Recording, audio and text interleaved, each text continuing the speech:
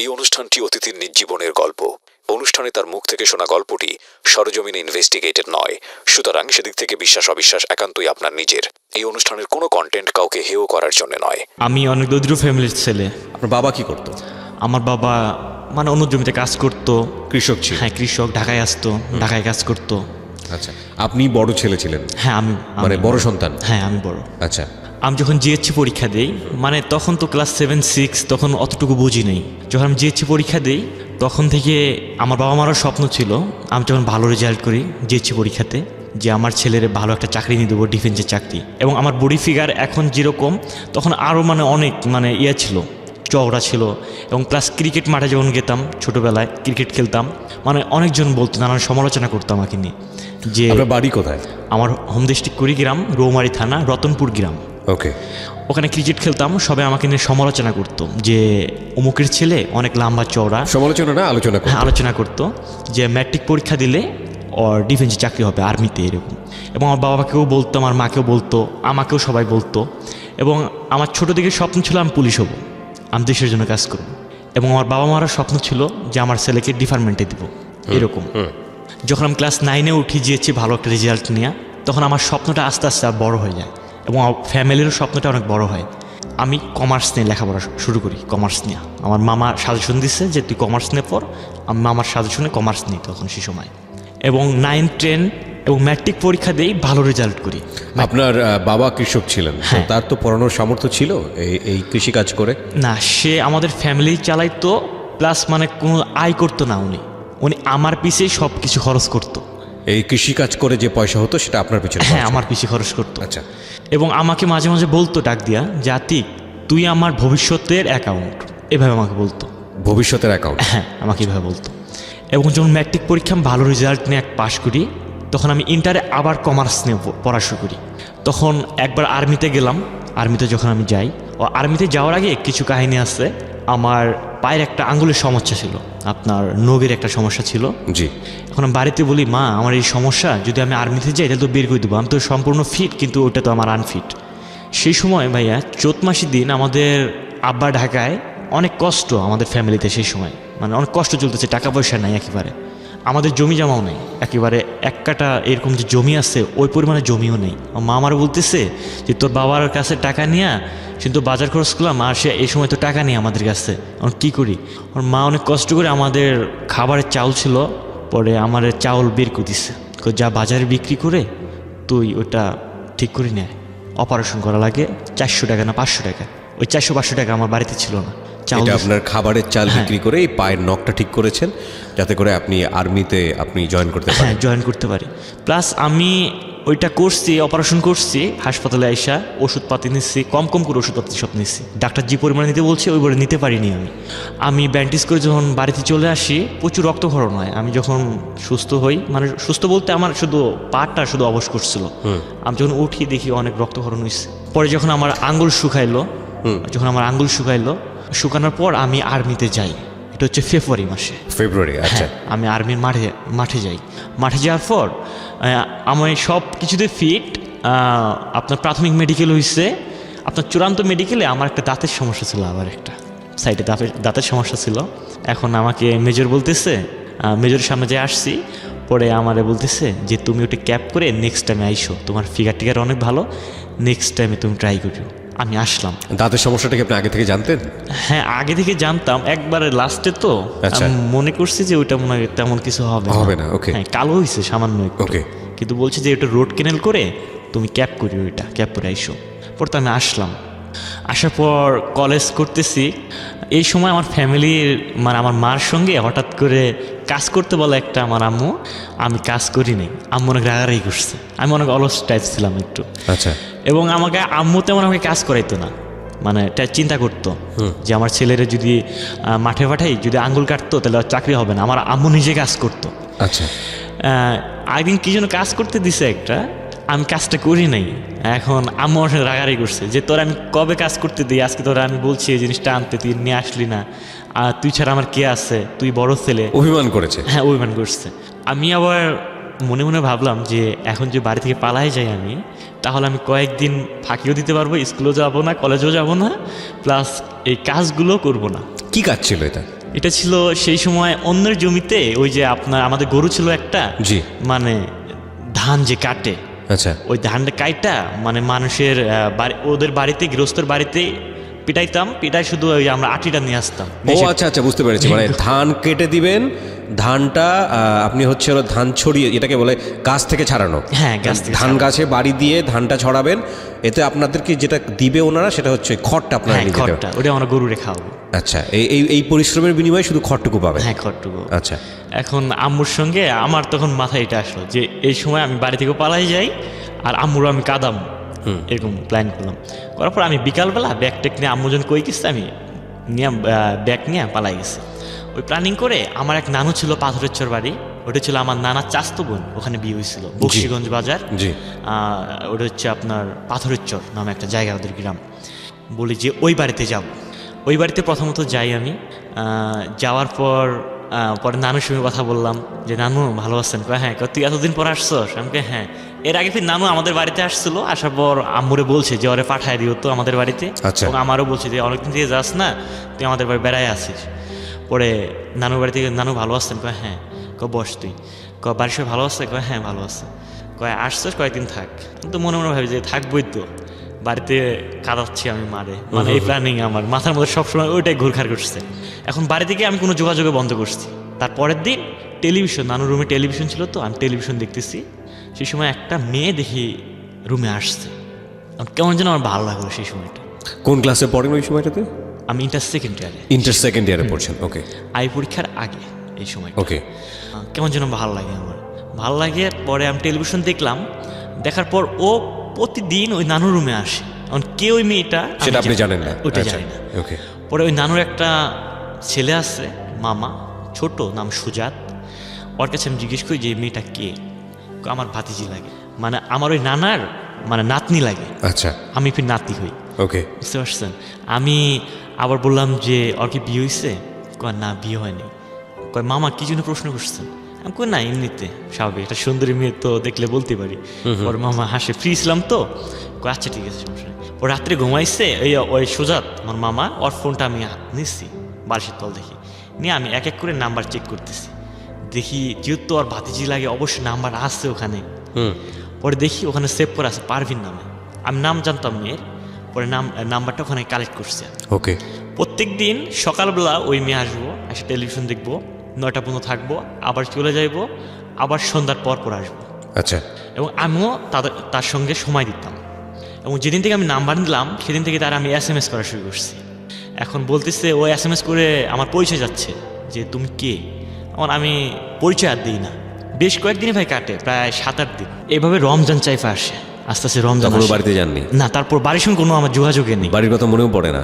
না, আস্তে আস্তে এখানে মানে আমার সব ফিলিংসটা এখানে এসে কোনো চিন্তায় বাড়ির জন্য হয় না। বুঝতে পেরেছি। হ্যাঁ। এভাবে প্রায় 1 মাসের কাছাকাছি চলে গেল।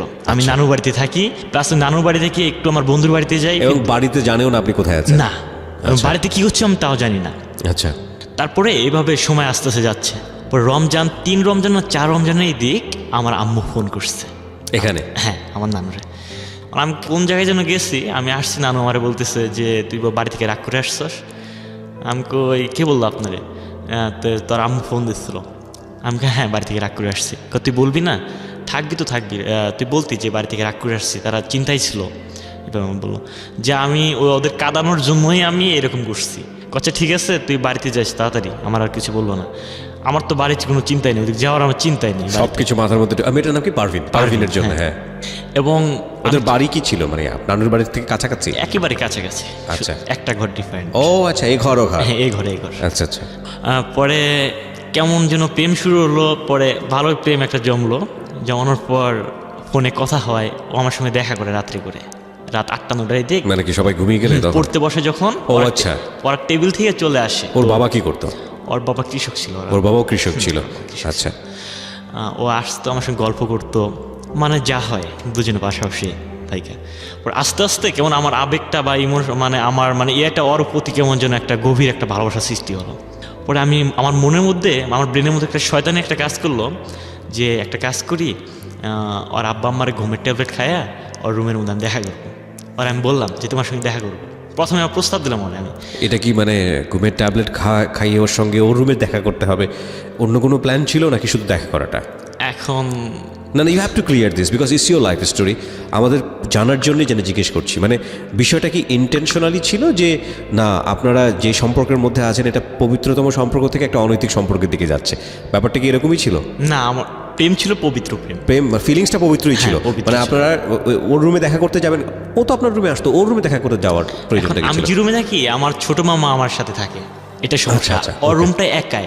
আচ্ছা। এখন বাইরে যদি দেখা করি তাহলে সমস্যা সমস্যা এই জন্য রুমের ভিতরে হ্যাঁ, যাবেন। রুমে যেহেতু আচ্ছা। একাই থাকে। তো বাবা মাকে সেজন্য স্লিপিং পিল খাওয়াতে হবে। হ্যাঁ, আচ্ছা এখন ওরে বললাম যে তোমার রুমে আমি যাব, আমার তো আসবা, আমার আব্বা আম্মা যখন থাকে সারা, আমি সমস্যা নেই, এই ব্যবস্থা আমি করতেছি।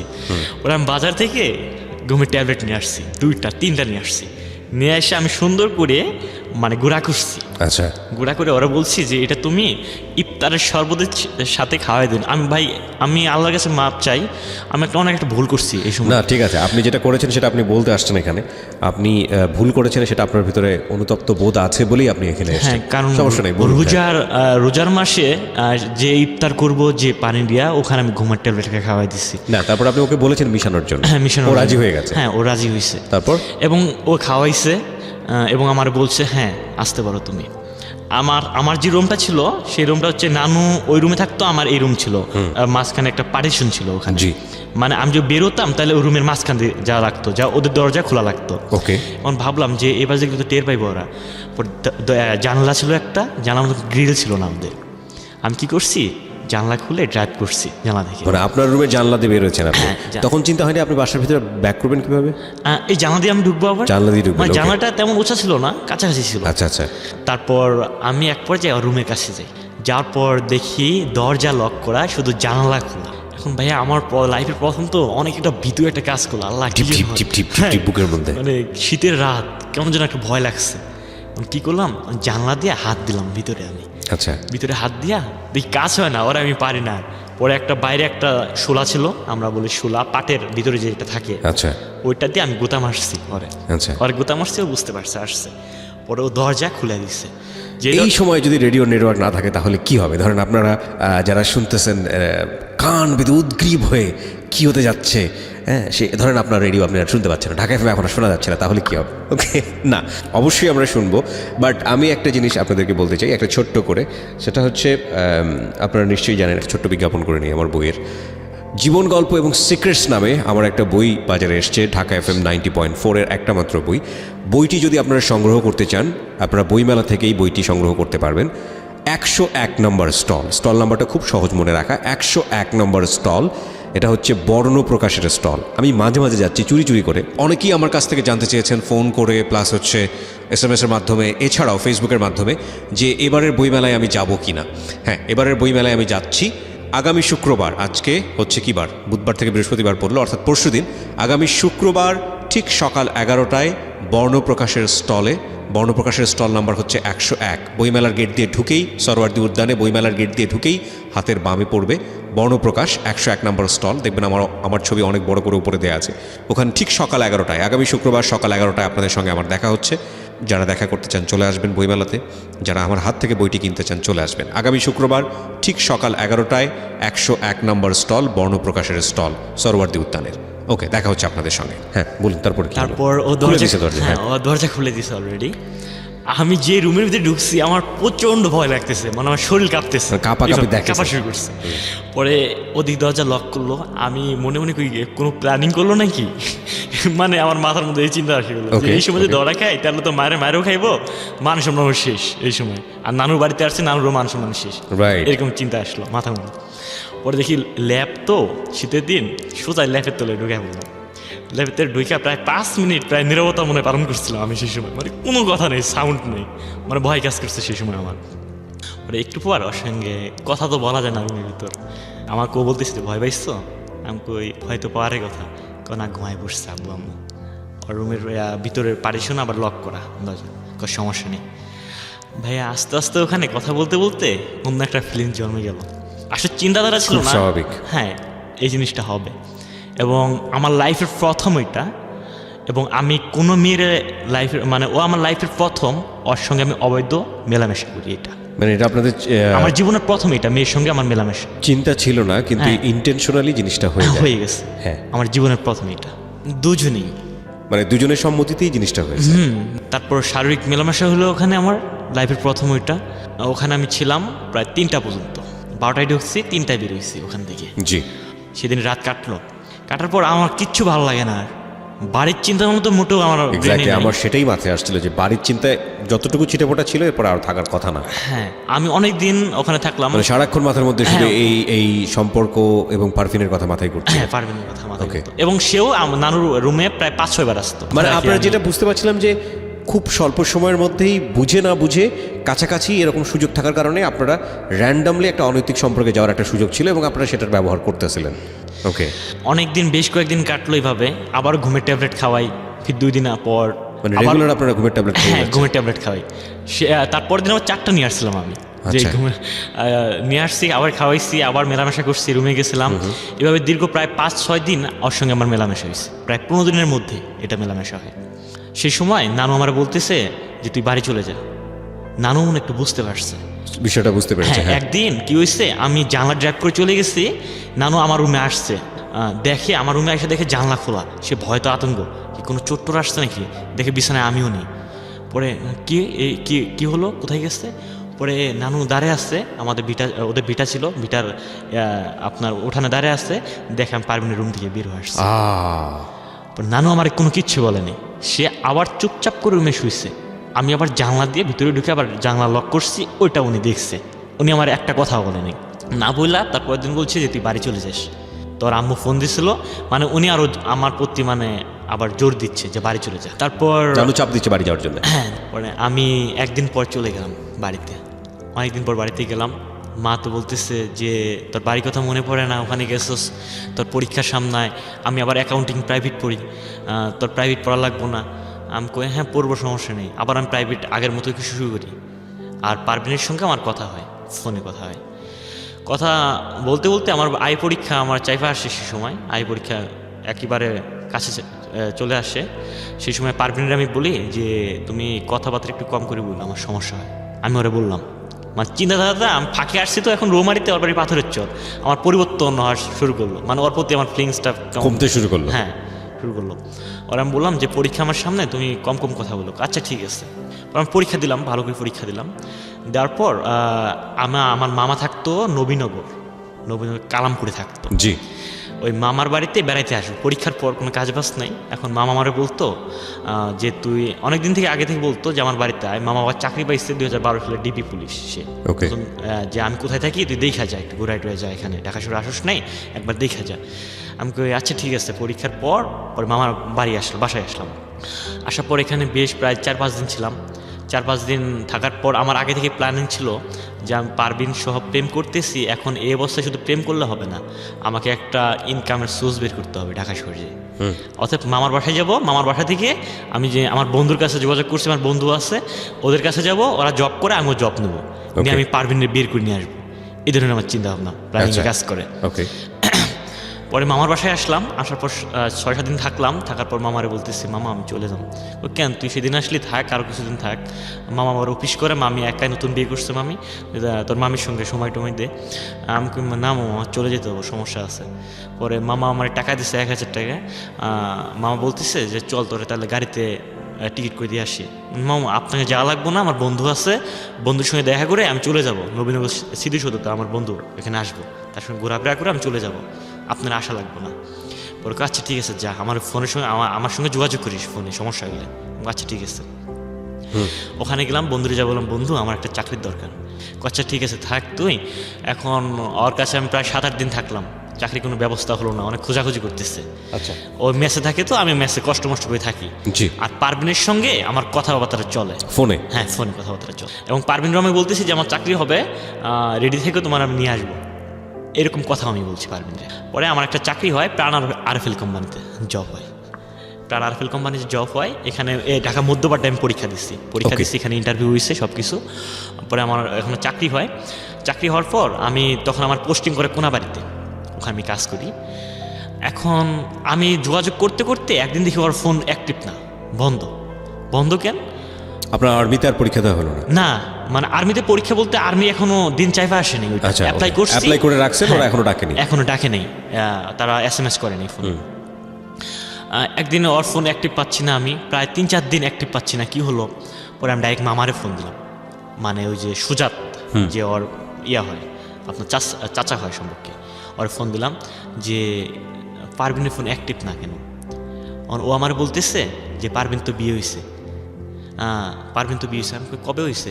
কেন, এই ঈদের মধ্যে হয়েছে। আমি আবার ঈদের পরে আপনার কোনাবাড়ি চলে আসছি। মানে কি আপনার সঙ্গে কথাবার্তা হতো, তার হঠাৎ করে বিয়ে হয়ে গেল, আপনি কিছু জানলেন না? না, আমার কোনো কিচ্ছু বলেনি, পারভিন নিজেও কিছু বলে না, কোনো কিচ্ছু বলেনি এর মধ্যে। শুধু ওর সঙ্গে কথাবার্তা চলতো যে আমি আমার চাকরি করে তোমার নিয়ে আসবো। আচ্ছা ঠিক আছে। হঠাৎ করে দেখি ফোন অ্যাক্টিভ, আপনার Inactive? অ্যাক্টিভ না, হ্যাঁ ইনঅ্যাক্টিভ।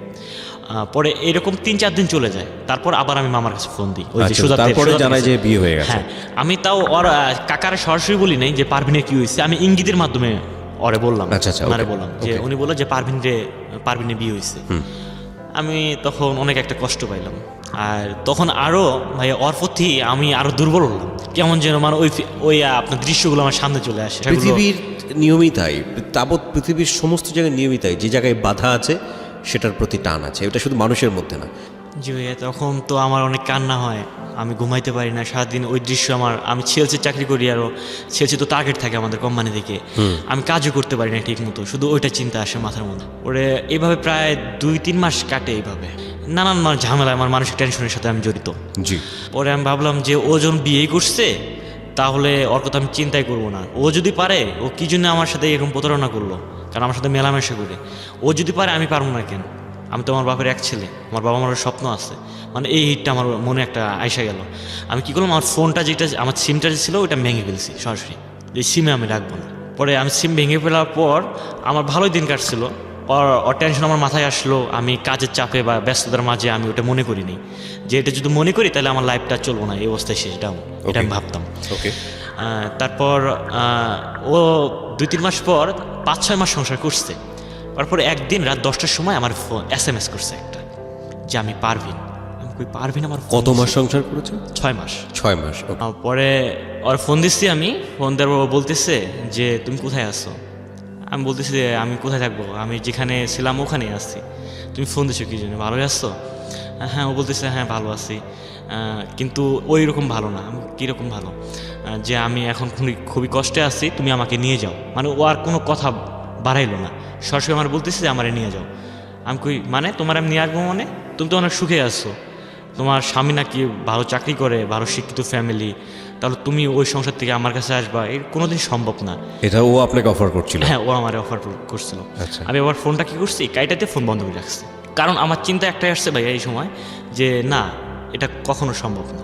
কারণ ওর বিয়ে হয়েছে, এই সময় যদি আমি আমার লাইফে নেই, তাহলে দেখা যায় আমার ফ্যামিলি ওর জন্য অপমানিত হবে আপনার সবার কাছে, এবং আমিও অপমানিত হবো ফ্রেন্ড সার্কেলের কাছে, এবং আমার লাইফটা ধ্বংস। আমার এরকম চিন্তা আমার মাথার মধ্যে ঘুরপাক করছে। ওকে। এবং আমি সিমটা ফোন বন্ধ করে রাখছি, এবং প্রায় 2-3 ঘন্টা পর আমি ফোন অন করছি, আবারও ফোন করছি। মানে আমি অনুমান করলাম যে ও মনে হয় সারাক্ষণ আমার ফোনে ট্রাই করে। আচ্ছা। ও আবারও বলতেছে যে আমার নিয়ে যাবো না। আমি কই, ভাই এটা সম্ভব না, তুমি কি পাগলামি করতেছো, তুমি ভাইবে আবার দেখো। দেখে আমি আবার ফোন কাইটা দিয়ে আবার বন্ধ করছি, প্রায় 1 দিন, ফুললি 1 দিন কোনো ফোন আমি অ্যাক্টিভ করিনি। ফোন আমি খোলার পর ও আবার ফোন দিছে, আমার আবার ফোন দিছে। ওকে। তারপর বলতেছে তুমি আমার কথা শুনবা না, তুমি যদি আমাকে না নিয়ে যাও আমি কোনো বিষ খাবো। আমাকে কী হয়েছে? তখন আমি মাথাটা স্থির করে শুনলাম যে কী হয়েছে এমন, ও আসতে চাই কেন, একটু শুনি। ওর বলতে কী হয়েছে তোমার? যে আমার সমস্যা। যে তোমার কী সমস্যা? আমার শাশুড় শাশুড়ি আমার দেখতে পায় না, আমার জ্বালাতন করে, তারা খুবই খারাপ, আমার অত্যাচার করে, এবং আমার হাজব্যান্ড ঢাকায় আরেকটা বিয়ে করছে। এটা কি ওকে বিয়ে করার পরে না আগেই ছিল? আগেই ছিল। আচ্ছা। ও আমার এটা বলতেছে আচ্ছা। যে ও নাকি ঢাকায় বিয়ে করছে। ওকে। আমি এই জন্য এই সংসার করুম না, তুমি যদি আমাকে না নিয়ে যাও, আমার কেউ নাই এখন, আমার বর্তমান কেউ নাই, তুমি শুধু আসো, তুমি যদি আমাকে না নিয়ে যাও তাহলে আমি বিষ খাবো। আমি বলছি আমি তোমার আসছি, তাহলে তুমি বিয়ে করার সময় আমার ফোন দাও না কি জন্য? বলতেছে সেই সময় আমি সুযোগ পাইনি। আমি কই সুযোগ পাও নাই মানে? তুমি কি কথা বলতেছো? পরে নানান কথা ওখানে হয়েছে, হওয়ার পর আমি ফোন রাগ করে আবার কাটা দিচ্ছি। তারপর ভাইয়া ফোন কাটার পর আমার মাথার মধ্যে শুধু ঘুরপাক ওই দৃশ্যগুলো আবার আমার চোখের সামনে আসতেছে। মানে আপনার প্রেমের দিকে যে অনৈতিক সম্পর্কগুলো ছিল, বা ওর সঙ্গে যে ইন্টিমেট রিলেশনশিপ যেটাকে আমরা বলি, হ্যাঁ, ওকে, এই দৃশ্যগুলো আবার আমার চোখের সামনে ঘুরপাক করতেছে। আমি আবার ভাবলাম যা কী হয়েছে দেখি, আবার ফোনটা ওরে ফোন দিই আমি, কী অবস্থায় আছে আবার শুনি। আবার ফোন খুলে ওরে ফোন দিই ডাইরেক্ট, যে বলো তোমার এখন কি সমস্যা, কি করতে পারি তোমার জন্য, যে আমার জন্য কোনো কিছু করতে হবে না, তুমি আমাকে নিয়ে যাও ঢাকায়, নিজে তোমার কাছে রাখো। পারভিন বলছে এটা? হ্যাঁ, পারভিন বলতেছে। তখন আমার যে মাথার মধ্যে যে মানে ইয়াগুলো কাজ করছিল তখন আর কাজ করতেছে না, তখন পারভিনের প্রতি আমি দুর্বল হয়ে গেলাম। ওই আমার দৃশ্যগুলো চোখের সামনে ঘুরপাক করছে আর প্রতি আমি দুর্বল হয়ে গেলাম। তখন আমার ফ্যামিলির কথা মনে আসতেছে না, আমার চাকরির কথা মনে আসতেছে না, আমার লাইফ যে একটা আমার লাইফ এখনও সেট হয়নি ওই দিকে আমার মনে হইতেছে না। এখন আমার মনে হচ্ছে যে আমি প্রাণকমনে চাকরি করতেছি, এখন এই সময় আরে নিয়ে আসলে আমি খাইতে পারবো। 12,000 টাকা স্যালারি পাচ্ছি, এর মধ্যে ওরও চলবো আমারও চলবো। ওকে, এটাই আমার মাথার মধ্যে ঘুরপাক খাচ্ছে। এখন বললাম আচ্ছা ঠিক আছে, তাহলে আজকে তো স্যালারি দেবো না, 10 তারিখে 11 তারিখে স্যালারি দেবো, আমি স্যালারিটা নিয়ে রাত্রে আমি চলে যাবো। আচ্ছা ঠিক আছে। তারপর আমি স্যালারি পাইলাম, স্যালারি পাওয়ার পর ও আমাদের স্যালারিটা প্রাণ কোম্পানিতে 1 তারিখে দেয়, কিন্তু আমার বেতনটা হ্যান্ড ড্রাফট করছিল, আমার টার্গেটটা পূর্ণ হয়নি। জি, এই জন্য 11 তারিখে বেতনটা দিচ্ছে আমার। আমি পরে বেতন নিলাম, নেওয়ারে ফোন দিছি যে আমি তো বেতন পাইছি, তাহলে আমি টিকিট করলাম, তুমি বের হয়ে থাকো। এটা বিকালবেলা কথা হলো। ওকে, আচ্ছা ঠিক আছে, আমি বের হবো, আমি তো বাড়ি থেকে যাইতে পারবো না, তাহলে আমি এক দাদুর বাড়িতে, নানুর বাড়ি ওর, এটা হচ্ছে বক্সিগঞ্জ না, ওটা ডিগ্রিচর বাজার, যে আমি ওখানে আসি, তুমি আইসা রাত্রে আমার ফোন দিও, আমি ওখান থেকে তো বের হয়ে যাব, তোমার সঙ্গে বাইর হয়ে যাব। আচ্ছা, আমি আচ্ছা ঠিক আছে। কথা মতো কাজ শুরু হলো। তারপর আমি টিকিট করলাম নাবিল গাড়িতে, আর রাত 3টার সময় আমি ওই ডিগ্রির চরে নামলাম। নামার আমি ফোন দিছি যে পারভিন আমি তো নামছি, তাহলে তুমি তো বের হইছো? হ্যাঁ আমি ওকে, সব কিছু আছে, আমি তো দাদুর বাড়ি চিনি না, কাকার বাড়ি ওটা আমি চিনি না। ও আমার বললো কি যে তুমি উত্তর দিকে হাঁটো মেন রাস্তা দিয়া, দেখো আমি মেন রাস্তায় দাঁড়ায় আছি, তুমি যেখানে আসো ওখান থেকে আমি 2 মিনিট পরে আমি, মানে ও আমাকে এই কথাটা বললো। ওকে, আমি আবার কি করলাম, ওখান থেকে হাঁটা শুরু করলাম। হাঁটতে ভাই আমার ফোন গেছে বন্ধ হয়ে। ওহো, আমার নর্মাল একটা ফোন ছিল, একেবারে শাটডাউন, মানে ফোন আর অন হচ্ছে না, বারবার ট্রাই করছি ফোন অন হচ্ছে না। আমি ওখান থেকে প্রায় 5-6 বার রাউন্ড করছি, প্রায় 2-3 কিলো গেছি পর্যন্ত, কিন্তু ওর আর দেখা আমার মিলেনি। তখন কটা বাজে? রাত 3:30, তখন 4টার কাছাকাছি, 3:30 মাই সেই রাত্রে। ওকে, তারপর আমি অনেক মানে ভয় কাজ করছে এখন, যে কি হলো, ওরও তো পাইতেছি না, এখন যদি কেউ যদি আমাকে দেখে এই সময়, তাহলে চোর মনে করে পিটাই, যে এত রাত্রে ঘোরাঘুরি করতেছে। আর আমার পায়ে বুট ছিল, জুতা ছিল, মেন রাস্তায় হাঁটতেছি তো, রাস্তার পাশে রুম আছে, অনেকজনের বাড়ি আছে, শব্দ হচ্ছে সেই রাত্রে, কোনো শব্দ নেই, শুধু আমার পায়ের জুতার শব্দ হচ্ছে। ভাবলাম এই সময় হাঁটা যাবো না। সেই সময় দেখি একটা মসজিদ পাশে, ওরা যে যদি আল্লাহর ঘরে ঢুকি তাহলে কেউ কিছু করতে পারবো না, বলতে পারবো না, আমি তাহলে মসজিদের ভিতরে ঢুকি। তারপর আস্তে করে মসজিদের ভিতরে ঢুকলাম। মসজিদের ভিতরে ঢুকে দেখি কেউ শুয়ে আছে, একটা সিরা, ওইটা হচ্ছে আপনার বস্তা। আচ্ছা, বস্তা শরীরে দিয়ে শুয়ে আছে। আমি তো প্রচুর ভয় পাইছি, আল্লাহ কে যেন শুয়ে আছে। দেখে এক পাগল আমার দেখা জাগন পাইছে, আমার কোনো কিছু বলতেছে না, আমার শুধু দেখতেছে, আমার ভয় কাজ করতেছে। আমি পাগলের সঙ্গে কোনো কিছু কথা বললাম না, পাগলটা এক কোণে, আমি গেলাম ওই কোণে, যে আমি বইলাম ওখানে। আমার প্রচণ্ড ভয় কাজ করতেছে সেই সময়। ভয় পরে এখানে 4টা 4:30 ওই দিক, যখন আপনার ফজর আজান দেবো, তখন মসজিদের ইমাম আসলো চইলা।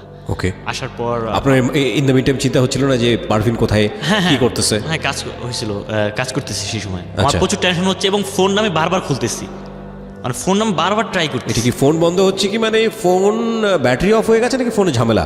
না, ব্যাটারি সমস্যা। ওকে, বারবার অন করতেছি, ফোন অন হচ্ছে না। এবং সেই সময় ইমাম সাহেব চলে আসলো, আমার বললো, আমি সালাম দিলাম যে তুমি কে? আমি বললাম হুজুর আমি তো আসছি ঢাকা থেকে, এখানে আমার গাড়ি দিয়ে নামিয়ে দিচ্ছে, আমার বাড়ি তো দূরে, এই জন্য মসজিদে উঠছি, ফজর নামাজ পড়ে একটু ভোর হলে আমি চলে যাব, শীতের সকালের জন্য বের হইনি আমি এত রাত্রে। আচ্ছা ঠিক আছে, সমস্যা নেই। আর ইমাম সাহেবও এত আমার প্রশ্ন করলো না।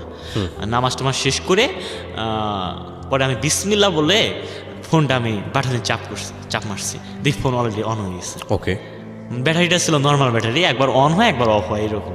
ওকে, চার্জ হয়ে আসছে। পরে আমি পারভিনের তখনই ফোন দিছি যে পারভিন, ও কাদা শুরু করছে, তুমি আমার এত বড় ফাঁকি দিলা, তোমার জন্য আমি প্রায় 1 ঘন্টা দাঁড়িয়েছিলাম মেন রোডে, মানে অনেক কাদা শুরু করছে, যে আমারে তো অবস্থা খারাপ করবো আজকে, আমি তোমার জন্য বের হয়ে আসছি, এখন যদি তোমার সঙ্গে আজকে আমি না যাই তাহলে তো আমার ফ্যামিলি, আমার শাশুড়ি বাড়ি থেকে রাগ করে আসছি। এবং ওর এখানে একটা সমস্যা ছিল, ও যখন ওর শাশুড়ি বাড়ি থেকে রাগ করে আসছে ওদের বাড়ি থেকে ওর নানুর বাড়িতে আসছে, দাদুর বাড়িতে নানুর বাড়ি, ওখানে রাগ করে আসছে। ওর আব্বু আম্মুরে বলে নেই, ওর আব্বু আম্মু পরে ফোনে যোগাযোগ করে দেখে যে ওর কাকার বাড়িতে না খালুর বাড়িতে, ওই জিনানো বাড়িতে আসছে। আচ্ছা। ওটা কি সম্ভব হয় আমি জানি না, ওই বাড়িতে আসছে। এবং পারভিন বলতেছে যে তুমি যদি আমাকে না নিয়ে যাও আজকে, তাহলে কালকে সকালবেলায় কাকারা এসে আমাকে মায়েরা ফেলাবো, যেহেতু হাজবেন্ডের বাড়ি থেকে কাকারা আসছে। ওকে ওকে। আমি কই তোমার চিন্তা নাই, আমি মসজিদে নামাজ পড়ছি, এখানে আমার ফোনের সমস্যা হয়েছিল, আমি এখানে আসি, তুমি আসো। কয় তুমি ওখানে থাকো না, তুমি আবার ওই রাস্তা দিয়ে হাঁটা শুরু করো, আমি আসতেছি, হাইটা হাইটা আসতেছি। আমাকে আচ্ছা তুমি আসো। পরে শীতের মধ্যে দেখি ও আসতেছে, ও আয়সা বললো যে চলো। এখন আমি ওরে বললাম যে মানে আমার ভাই সে সময়টা অনেক ভয় কাজ করছে, প্রচণ্ড ভয় লাগতেছে যে কী যেন হয়। এই শীতের সকালে একটা মেয়েরে নিয়ে যাইতেছি আমি, কে যেন কি বলে, আর এই মেয়েরে বা কে চিনে, হয়তো বা চিনতেও পারে কেউ, আমারে হয়তো বা চিনে না, আমার বাড়ির রোমারি, কিন্তু ওর বাড়িতেও ওখানে পাশাপাশি, হয়তো বা কেউ চিনতে পারে এরকম। তারপর ওরা আমি বললাম যে তুমি আমার পিছে থাকো, আমি তোমার আগে থাকি, কেউ যদি মাইন্ড না করে, আর কেউ যদি মানে ওইরকম আমার মানে ওরা আমি এই প্রস্তাবটা দিলাম যে তুমি পিছে থাকো অনেক। এভাবে হাঁটা শুরু করলাম, 5-10 মিনিট গেলাম, দেখি মানুষ আমার ফলো করতেছে, দুজনে ফলো করতেছে। আচ্ছা। তারপর ওরা আমি বললাম যে তুমি আমার কাছে আসো, তুমি কাছে আসো। ওর নাকে নাক ফুলছিল, বললাম তুমি আমার কাছে আসো, আমার হাত ধরো। এমনভাবে যাবো দুজনে হাজব্যান্ড ওয়াইফের মতো। ওকে। কে যদি ভাবেও মনে করে হাজব্যান্ড ওয়াইফ কই যেন যাচ্ছে, আর এইভাবে যদি দূরত্ব থাকি দুজনে, তাহলে মাইন্ডটা বেশি করে। এভাবে চলতে থাকলাম, হাঁটা শুরু করলাম। ভাই কোনো গাড়ি ঘোড়া পাইনি এখনো, শীতের সকালে এত মানে এখনো গাড়ি ঘোড়া আসেনি ওখানে। আর আমার তো সেই ক্লান্ত বোধ হচ্ছে, সারাদিন মার্কেটে চাকরি করছি, সন্ধ্যাবেলা আমি নিজে পাক করে খাইতাম কোনাবাড়িতে, কোনো বুয়া ছিল না, পাক করে খাওয়া দাওয়া অমনি আমি গাড়িতে জার্নি করে গেছি সেই রাত্রে। এবং আমার প্রচুর আমার শরীর খারাপ লাগতেছে, সে সময় গাড়ি ঘোড়া পাইতেছি না, অরণ্যে হাঁটতেছি। এমন সময় দেখি একটা সিএনজি আসতেছে, সিএনজি দাঁড় করাইলাম যে আমার দাদের বক্সিগঞ্জ বাজার নিয়ে যান। আচ্ছা ঠিক আছে চলেন। পরে আমাদের বক্সিগঞ্জ বাজারে নামাই দিল, ওখানে নামায় আমি আর চলতে পারছি না। আমি ওরা বললাম যে হোটেলে চলো, হোটেলে ফ্রেশ হয়ে খায় লই। আমি তো আসছি অনেক দূর, ওদের বাড়ি থেকে অনেক দূর আসছি, যে এখন আর সমস্যা নেই, আমার মনে এই কাজটা করতেছে, এখন আর সমস্যা নেই। পরে হোটেলে গেলাম, হোটেলে যা খাওয়া দাওয়া করলাম, ভাত খাইলাম ওখানে। খাওয়া দাওয়ার পর আমার ঠোঁট ফাটছে, মেরিল নিয়ে আসলাম, নিয়ে আসে ওরাও ঠোঁটে দিলাম লাগাই, আমি লাগাইলাম ঠোঁট। তারপর খাওয়া দাওয়া শেষ করে বের হয়েছি। বের হওয়ার পর গাড়ির স্ট্যান্ডে হাঁটতেছি, সেই সময় আমার পিছন থেকে কে যেন কলার ধরছে, কলার চেপে ধরেছে। চেপে ধরছে। পারভিন শুধু পাশ থেকে বলছে ভাইয়া, আমার তো আত্মায় পানি নেই। মানে ওর ভাই? হ্যাঁ ওর ভাই। এখন আমারে বলতেছে যে তুমি কে? আমাকে আমার বাড়ি রৌমারি। কি তোমার আব্বার নাম? আমার আব্বার নাম বললাম যে আমার আব্বার নাম লাল মিয়া। তারপর বলতেছে তুমি কোথায় থাকো? আমি গাজীপুর কোনাবাড়িতে থাকি। কে তুমি যে কত বড় একটা ভুল করতেছো, অন্যের বোর্ডে নিয়ে ঘুরতেছো, এটা তোমার অপরাধ না? আমি কই ঘুরতেছি না তো, আমরা ঢাকায় যাচ্ছি। কেন? আমি কই ওরা আমি বিয়ে করব। সরাসরি কথা বললাম। ওর আপন ভাই? হ্যাঁ আপন ভাই। ওর আপন ভাই ওখানে কোত্থেকে আসলো? ওর আপন ভাই নেক্সট টাইমে আমি শুনলাম নাকি ওর আপন ভাইরে কে যেন নিউজ দিছে যে তোর বোন রাগারাগি চলে গেছে।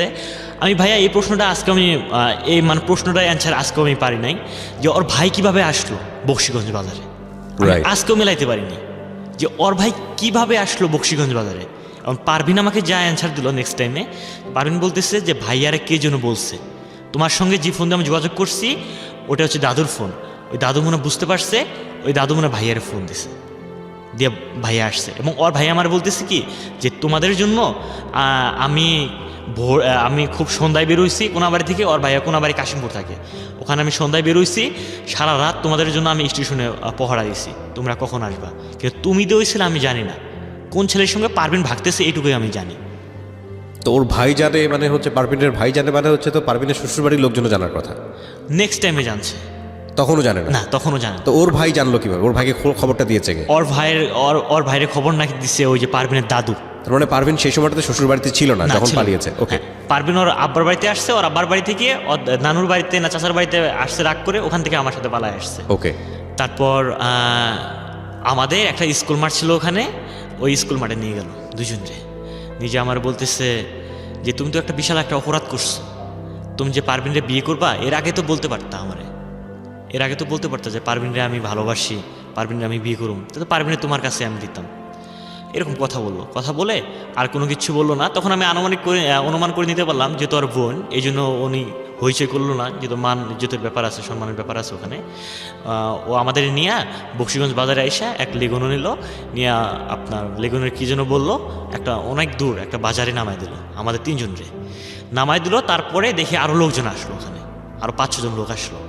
আসার পর তবু আমার হাতটা পুরোটাই ছাড়া, আমার কোনো হাতটা ধরে নেই, তারা আমি ফ্রি ছিলাম, আমি সেই সময় খোলা ছিলাম। তারপর আমার ওর খালুর বাসায় নিয়ে গেল, নিজে আর বলতেছে, আমার খালু বলতেছে যে ওরে বান্ধিক, মানে আপনাকে বলছে বান্ধার জন্য? মানে পারবিনের ভাইরে বললো যে ওরে বান্ধিক। এখন ওর ভাই আমার সঙ্গে প্রচুর রাগারাগি করতেছে, এবং রাগারাগি করে পারবিনরা অনেক মারধর করছে সেই সময়। পারবিনরও অন্য রুমে নিয়ে অনেক মারধর করতেছে, পারবিন কাঁদতেছে, এটুকু আমি অনুমান করে নিতে পারলাম। এখন পারবিনের খালু আসে বলতেছে যে কি হয়েছে। এখন পারবিনের খালু আসে আমাকে প্রথম প্রশ্ন করছে যে তুমি কি করো? আমি জব করি। কোথায়? প্রাণ কোম্পানি জব করি। কি হয়েছে, তুমি তো বের করে নিয়ে আসছো মেয়েরে, তাহলে মেয়েরে বিয়ে করতে হবে। পরে সব কিছু বিয়ের কাগজপত্র সব রেডি করছে। আচ্ছা। করার পর বিয়ে পড়ানো শুরু করছে। আমি তো অনুমতি দিচ্ছি ঘুমানোর আগে যে আপনারা যা করবেন তা। ওকে। তারপর আমি অলরেডি বিয়ে করি। বিয়ে করার সময় কাজী সাহেব একটা প্রশ্ন করে, আমার সার্টিফিকেটের বয়স ছিল সেই সময় 17 বছর। ওকে। 18 বছরের নিচে, মানে 16 বছর 17 বছরের কাছাকাছি বয়সটা সেই সময় আমার। তখন কাজী সাহেব আমার বললো যে তুমি এখানে লেখো আমার বয়স 22 বছর, ওই যে একটা মূল কাগজে। আচ্ছা। যে এখানে লেখো আমার বয়স 22 বছর। পরে লিখলাম আমি আমার বয়স 22 বছর। আমার বলতেছি তোমার ছবি আছে তোমার কাছে? আমার কাছে তো অলরেডি ছবি থাকতো, সত্যিটা করা ছবি থাকতো, কারণ আমি বিভিন্ন চাকরিতে যদি অ্যাপ্লাই করতাম আমার ছবিগুলো লাগতো। জি। তারপর আমি ছবি দিলাম, 2 কপি ছবি দিলাম। তারপর বিয়ের কাজ শেষ হলো, সম্পূর্ণ হলো। তারপর আমি ওই রাতটা ওখানেই ছিলাম, ওদের খালুর বাসায় ছিলাম। সকালবেলা আমার ফোন দিছে, পারবিনের দ্বারা ফোন পাঠিয়ে দিছে। আমি ফোন কাছে পাইছি, ফোন অন করার সঙ্গে সঙ্গে আমার আম্মু আমার ফোন দিছে। আমার আম্মু তো ফোন দেয়নি, আমার মামা ফোন দিছে, ছোটো মামা, আর আপনার ছোটো মামা। ও ফোন দিছে, ও ফোন দিয়ে বলতেছে মামা আপনার কি খবর? আমি কি মামা সব তো কমপ্লিট হয়ে গেছে। কি কমপ্লিট হয়েছে? আমাকে বিয়ের কাজ কমপ্লিট হয়েছে। আমার মা শুনছে, আমার মা হাপিল হয়ে গেছে, মানে অজ্ঞান হয়ে গেছে, সেন্সার মাথায় নেই। তারপর ডাক্তার নাকি নিয়ে আসে স্যালাইন লাগাইছে। নেক্সট টাইমে যা জানলাম আমি, মামা আমারে বললো ফোন করে। তারপরে আমার নানা তখন আমার মারে বলতেছে নাকি যে ওই ছেলের দরকার নাই, ও নাতি ত্যায্যপুত্র করলাম, তুই ওই ছেলে ত্যায্যপুত্র কর, যে আমাদের কথা মানলো না, আমাদের এক মুহূর্ত ফোন দিল না, না দিয়েও একাই বিয়ে করছে, আমরা চলে যাই, ওই ছেলে আসে তুই বাদ দে। তখন নাকি আমার মা, মানে আমার নানারে কোনো কিচ্ছু বলে নেই ভাইয়া। এখানে আসলে আমার অনেক কান্না আসে এই কথাটা যখন আমার স্মরণ হয়। আমার মা শুধু সেলাইন অবস্থায় বলছে যে আমি আমি এই সব কিছু বাদ দিলাম, আমার ছেলেরা অনেক দিন থেকে আমি দেখি না, শুধু আমার ছেলেরা আমি